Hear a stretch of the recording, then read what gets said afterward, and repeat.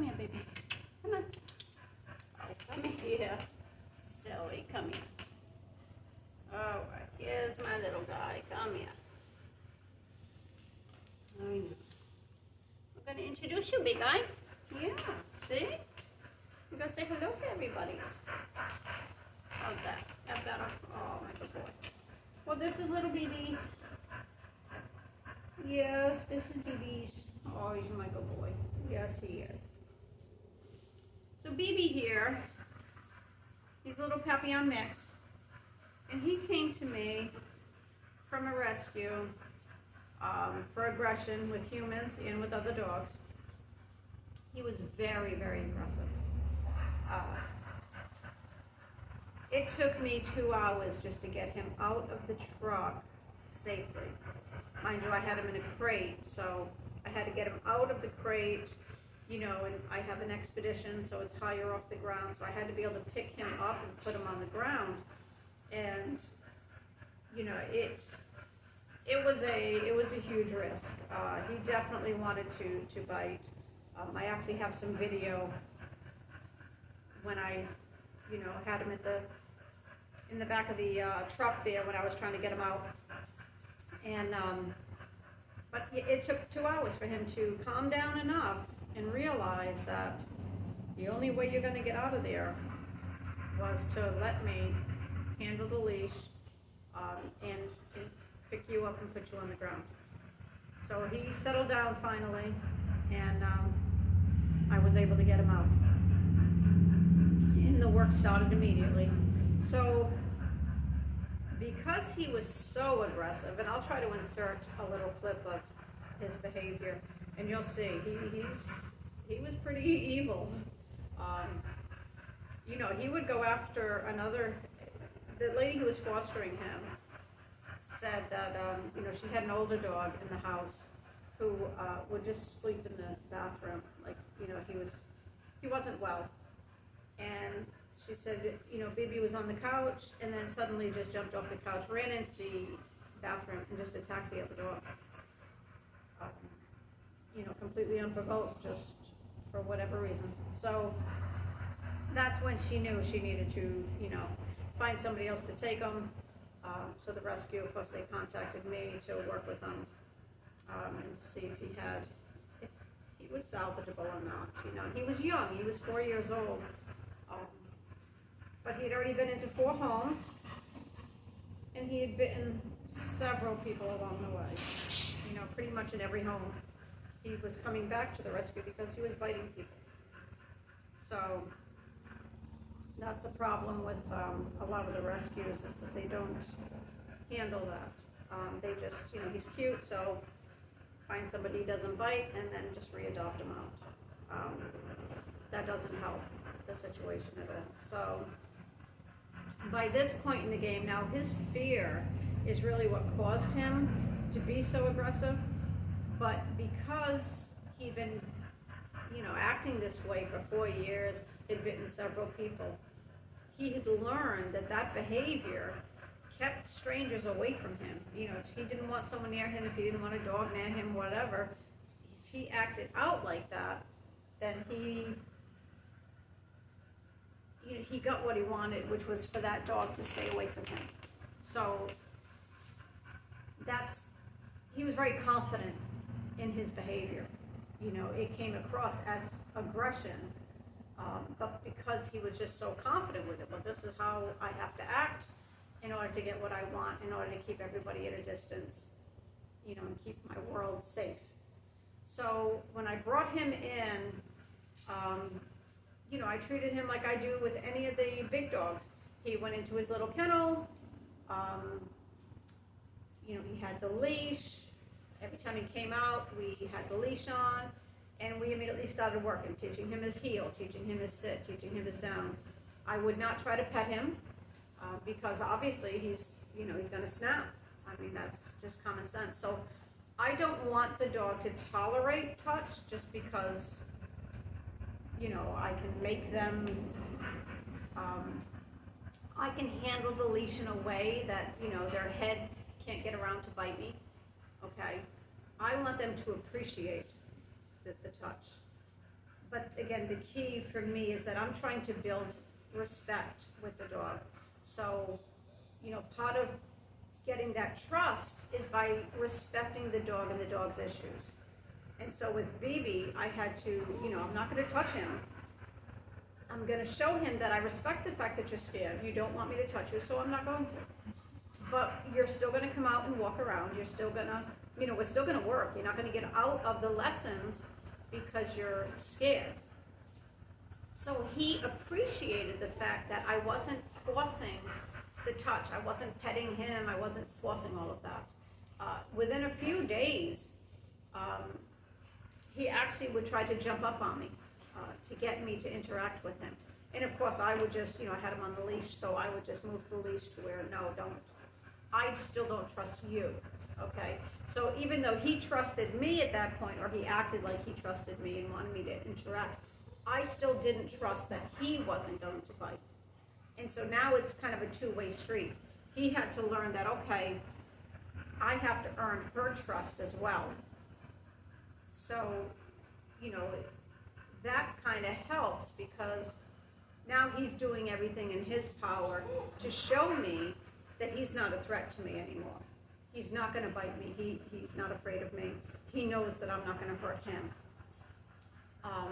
But what I'm building by going through the heel and the sit and the down and the come is I'm building the foundation that I, rely on, so that when I start to introduce him to the other dogs and to people, I can rely on those core commands to get his attention and to get him to follow what I'm telling him, okay? So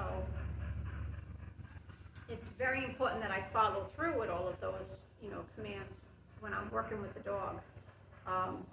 Getting him off the leash was a little bit tougher because, again, when he was off leash, he didn't know that I would still protect him, that I can protect him. So when he didn't have that leash on, he still felt very vulnerable. So I had to find ways of working with him in situations, with my other dogs, to show him that, he doesn't have to react. So in other words, he could be outside, loose. If I came out with a dog on a leash, he would immediately charge the dog, and come at the dog to try to establish, some sort of control. So I had to step in front of him. I would put the dog that I have on the leash, put them behind me, and correct him and tell him, back off, you go away. And so after doing that several times, he realized he didn't have to show this aggressive side. He didn't have to come out like that. So then he learned that when I came out with another dog on a leash, he could just walk away. That was an option. Walking away was an option. And that's always what I'm trying to teach the dogs, especially when they have that sort of aggressive tendency with other animals and even people.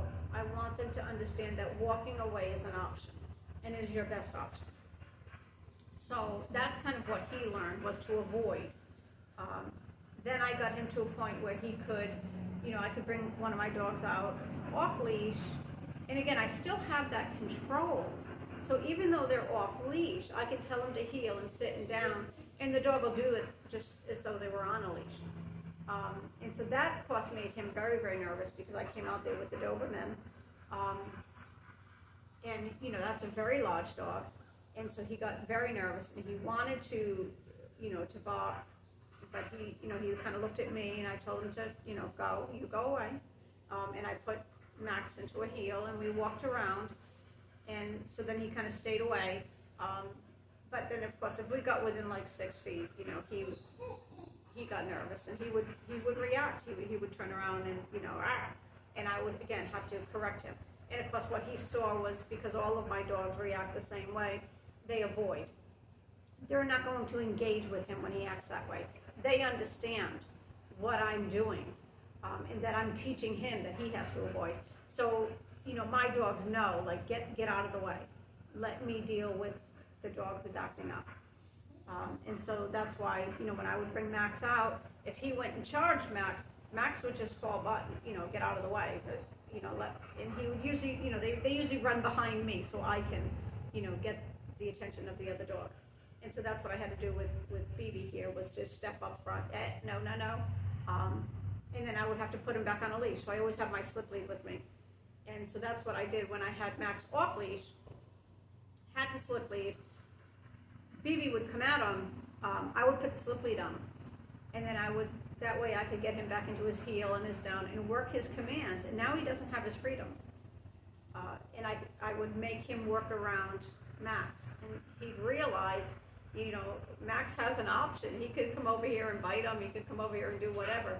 And Max is choosing not to. So clearly he's not a threat. And that takes a lot of time with fearful dogs. It's just learning, that other animals or people, that they're not a threat. That the world is not a scary place.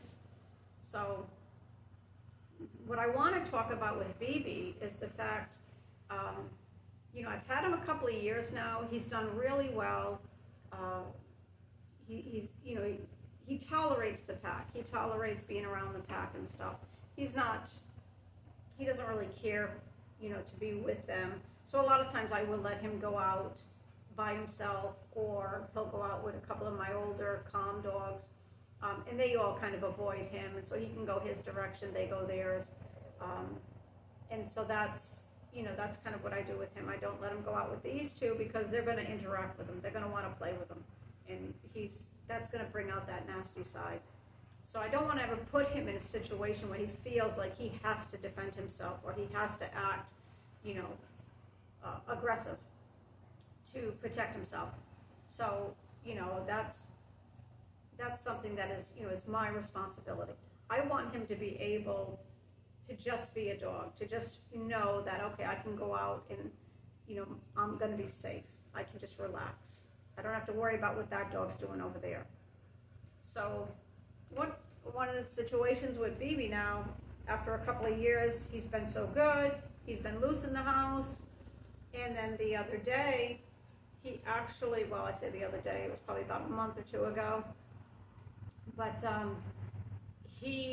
I fed everybody, and I brought him out of his kennel, because I always feed everybody in their kennels. I like it to be controlled, and plus I want them to sleep after they've eaten. I want them laying down for a good 45 minutes to an hour after they've eaten, so that way the food digests. I don't want them, jumping up and running around and, all of that. So when I brought him out to go outside to go to the bathroom, he immediately ran over towards another dog's kennel because there was a piece of kibble, one lousy piece of kibble on the floor. And so when the dog in the kennel kind of sniffed towards him, he immediately, flashed back to a little aggressive guy, snapping at him through the kennel. And when I corrected verbally, get away, he turned on me and was acting aggressive towards me, and I was like, oh yeah, we're not doing this again. And of course I didn't have the slip leash or anything with me because he's been off leash for so long. So, I was very surprised that he acted that way. And again, it's just a lapse of judgment. It's going to happen. But how I deal with it is what determines if he's going to go back to that little nasty boy or if he's going to proceed to learn from this situation. So in that situation, what I did was I simply went and got the slip leash, came back into the room, put the leash on him, put him right back into his kennel. I didn't even let him go out to go to the bathroom. Nope, you can go right back into your kennel. Everybody else will go out. So at that point, I let everybody else. He was the last one out. For the next probably 3 weeks, I brought him out on leash to go potty. He went out by himself, but he went out, he went potty, we did his heel, sit down, came back in, went right back to his kennel. He got no free time. He didn't get to, usually at night he'll come into my room, he'll sleep in my room. He'll sleep up on the recliner or he'll climb into my bed, sometime during the night. He got none of that. He was back into a crate. So it was at least 3 weeks. And again, I'm not correcting him, I'm not yelling at him, I'm not being mean. It's just, you've lost your freedom. You disrespected me by coming at me, and you disrespected Vulcan by going after him over a lousy piece of kibble. That one piece of kibble was not going to make any difference. So, I had to, again, there has to be a consequence for that aggressive behavior. But you can't go at it with a negative energy. In other words, so I can't yell, no, bad, because he's already in a negative state. And if I come at it in a negative state, with that kind of tension, all we're going to do is escalate. It's not going to de-escalate. I'm going to cause it. My energy can cause it to explode even worse, okay, to where he may follow through and actually bite me. So, the idea is that I need to de-escalate this situation very quickly because I don't want him to follow through with a bite, okay? So that's why I had to simply step out of the room, get the slip leash, come back in very calmly, leash him up, put him back into his kennel. Didn't touch him, just, this is it, go back. And he did, he snapped right out of it. He knew he messed up. But you can't, there still has to be a consequence, and you have to make it sting in the sense that every time he goes out, he wants, that first probably 3 nights, he cried almost all night long because he wanted to be in my room. Excuse me, my nose is itching. But he desperately wanted to come into my room, and because that's what we'd done for, the last year at least. He'd been sleeping in my room with me. So he was so upset that he didn't have that. And I had to ignore it. I had to put him in that, in his crate. I'd even close the door some nights. You could still hear him whining, but he had to understand, I'm not giving in. You messed up, and you've lost that privilege. So, I want to be able to talk about my pack and talk about the lessons that we go through. And again, this is, 2 years in the works. And he had a lapse in judgment. I'm teaching him to make the right choices. Okay, so the right choice would have been to just walk past the kennel, not to mess with the food. Even if he went over there to get that piece of food, he didn't have to snap at Vulcan. He wasn't doing anything wrong. Vulcan wasn't being aggressive. There was no interaction. There was no negative interaction. He was the negative interaction. At no time, even when he was snapping at Vulcan and growling and acting all crazy, at no time was Vulcan engaging. He was just looking at him like, wow, what's your problem? So he wasn't engaging with him. He just kept escalating. So he, again, this was just a flashback to him, of where he was. It's just one of them things. It's hard to, sometimes it happens. They have a flashback. They go back to, making that mistake, engaging in that behavior. But it had to be addressed in the right manner. So again, we went in, like I said, it had to be at least 3 weeks, maybe longer, but no freedom, no coming with me in the evenings, none of that. You lost all of that. And then when I first brought him out without the leash to go to the bathroom, you could just see he was like, oh, she didn't put the leash on me. Oh, I gotta be really good. So he was on sort of his best behavior. And then when we came in, he went out, he did his business, I let him walk around a bit, and when we came back in, he stopped and he kind of looked, do I go to my kennel or can I go in the room with you? And at that point, I still made him go back to his kennel, because even though we're doing this off leash, you still haven't earned complete privilege to come back into my room and chill, to just be loose amongst the house. You still need to go into your room. So we did that for a few days as well. And then, I finally brought him in and was like, okay, you can go, walk around. And he was, so appreciative. And so now we've done that for a while. But, I want you guys to understand that, I've been doing this over 20 years. I've worked with thousands of dogs. Even my pack is not perfect. None of the dogs are perfect. You can't compare yourself or your situation to other people. And I know a lot of people will, when I'm talking to them about, my dog did this, and they're like, oh my God, like, I thought your dogs would be perfect because, you're a behaviorist and you've been doing this for 20 years, so they're like, little robots or whatever. That's not reality. They're dogs. They make choices. They have good days, they have bad days. They don't see me as a behaviorist. They don't, they just see me as mom. I'm the one who takes them in, takes them out, whatever. So it doesn't mean that they're not going to challenge me. They're absolutely going to challenge me, at some point. At this point in the game now, my dogs have been with me for a length of time, several years. So we have, a set routine. We have established, the respect. I have my core of dogs that have been with me for a good amount of time. So like they've seen a lot of dogs come and go, clients' dogs. Excuse me, I'm going to sneeze. But they've seen a lot of, dogs that come and go from, different clients and stuff. And so they know what I do, and they know how to behave, and they know how to treat the other dogs, the new dogs, and that kind of thing. So like probably 95, 96% of the time, they're really good. I don't even think about it. They do the business. They, they play. They're dogs. Okay. They go out. They do their thing. When I tell them to come in, they come.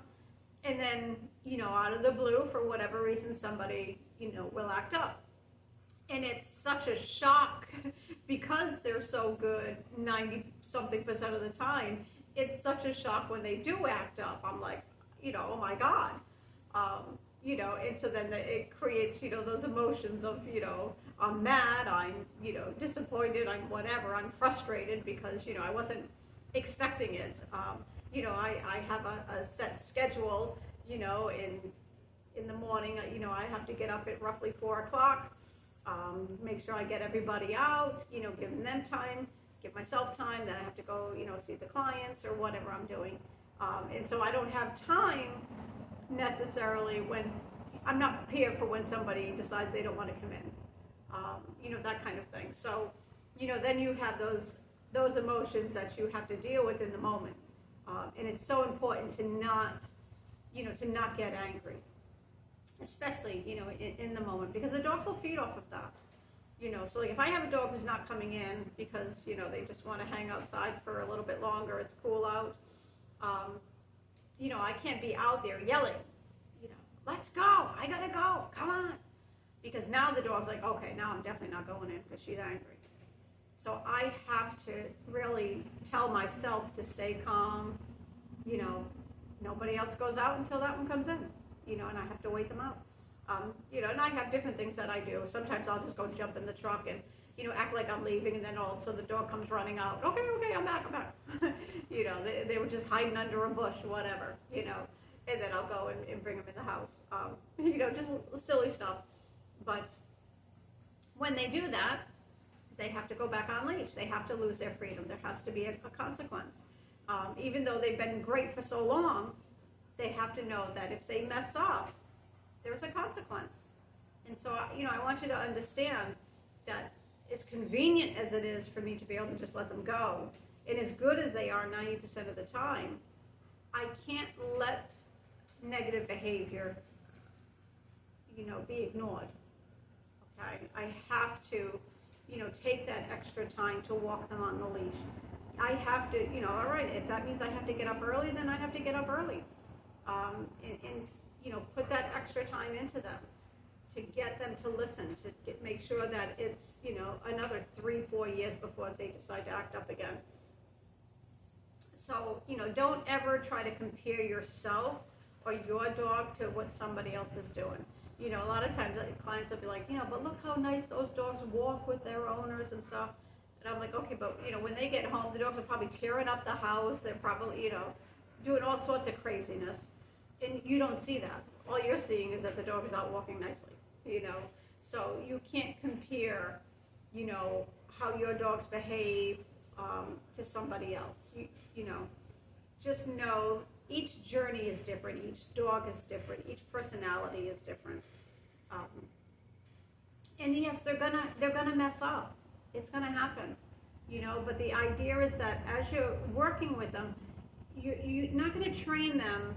You know, a lot of times I see people who, you know, they send their dog away for training, 2 weeks of training, voila, my dog is fixed, he's perfect, he's been trained. That's not reality. Training doesn't stop. You have to learn how to integrate training into your everyday routine. So when you're walking them through the house to go outside, you're making them heel to the door, even if they're off leash. You make them heel next to you all the way to the back door. You make them sit, you make them down, whatever. And then they have to wait until the door is open, and then you can release them to go out back to go to the bathroom. Same thing coming in. My guys are a good example of that, especially these two. When I, you know, go to call them in, they all want to barrel into the house at the same time, especially in the summertime because they're desperate to get back in the AC. So, you know, they come running all up, and they all want to push through the door at the same time. And so I've had to teach them, we're not doing that. So I'll open the door just a little bit, and I tell them, no, wait. You need to wait. And so that everybody sits. And then I can open the door, and I can call them in one at a time. And then I will close the door in between the dogs. Because every once in a while, like I'll be bringing Hope in, and then Max will jump and try to push in with her, you know.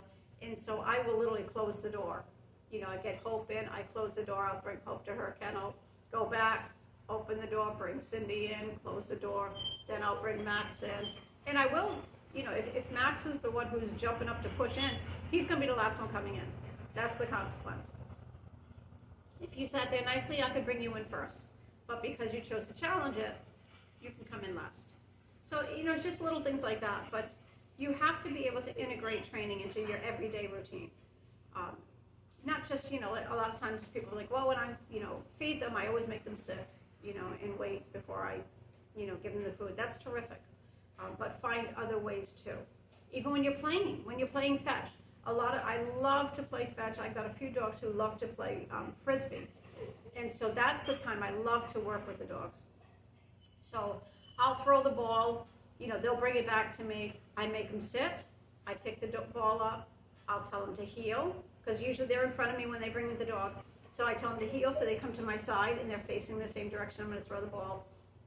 I'll put them in a down. They have to hold the down. I'll throw the ball. They have to hold the down. And then after the ball lands, I'll release them. So now they have to find the ball. Okay? So instead of running for it. Now the only time I, you know, like with Frisbee, it's a little bit different. So as I get ready to throw it, I'll release them as I'm throwing it. That way they can run with it and then catch it in the air. But that's a fabulous time to work with the dogs and to go over their commands, because for one, they're off leash. Two, they want to play. And so they're anxious to get the ball or whatever. So they're going to hurry up and do whatever the command is so that they can hurry up and play again, interact again, you know, go get the toy. But, you know, the more that you can do that, the more fluid it is and the more respect the dog has for you. You know, I want them to understand I can give them a command at any time, whether they're in a kennel or they're loose, whether they're outside or inside, whether they're eating or not. I've had situations, you know, dogs getting a drink and I had to stop them because, you know, something was going on, whatever it was, and I have to stop them in the middle of it. If they're eating and all of a sudden maybe I thought there was something else in the food or whatever, you know, I can stop them in the process of eating. So, you know, all those moments, like you try to prepare for, you know, the worst type of situation. You never know when something bad's going to happen or something, you know, whether it's, you know, I don't even know, especially in the property. I have, you know, several acres and the dogs are out running around. So like I teach mine, you know, they can't chase the animals. No squirrels, no lizards, you know, birds, all of that is off limits. And the reason for that is because, you know, I have turtles that go to the yard. I do not want them messing with the turtles. But also snakes. You know, I don't see them, but I'm sure they're out there. And my big fear is, of course, the dog getting bit by a snake. So if they see movement, I don't want them going after it. I want them to go away from it, to avoid it. And so that's kind of one of the main things that I'm really, you know, trying to work towards, is just getting them to understand that if there's an animal, any kind of animal, you don't mess with it, you know, because again, that's a safety issue. I don't want to end up in a situation where my dog is, you know, attacked a rattlesnake or something, and, you know, now I'm rushing them off to the vet, whatever. So if I can teach them on a regular basis to avoid these things by avoiding lizards, avoiding turtles, you know, then, you know, I'm avoiding a negative situation with snakes and any other kind of, you know, harmful critters that are out there. So the next, oh, BB, you're not going to come say hello? No? All right. So the next couple of pack members will probably be Max and King. Again, that's kind of rounds out sort of the core of the pack, you know, the ones that have seen the most, been with me the longest. And then I'll introduce the others.